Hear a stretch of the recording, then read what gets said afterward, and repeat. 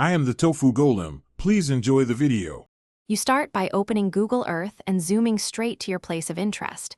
Make sure the north indicator and on-screen compass are visible. Use the compass to set the view to north up so bearings are consistent. Once done, drop a place mark or note the exact point. This gives you a stable reference. You do this now so subsequent measurements use that fixed anchor.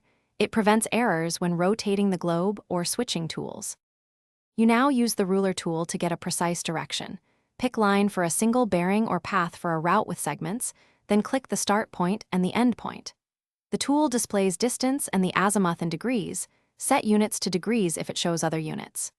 Read the azimuth, 0 degrees equals north, 90 degrees east, and record it. Make sure to repeat for any intermediate segments. That confirms consistency and helps you average or finish by verifying your direction. Rotate the globe and confirm the on-screen compass still matches your measured azimuth. This ensures you didn't measure relative to a tilted view. If you plan to use the heading outdoors, convert true north to magnetic north for your location, because the difference matters in navigation.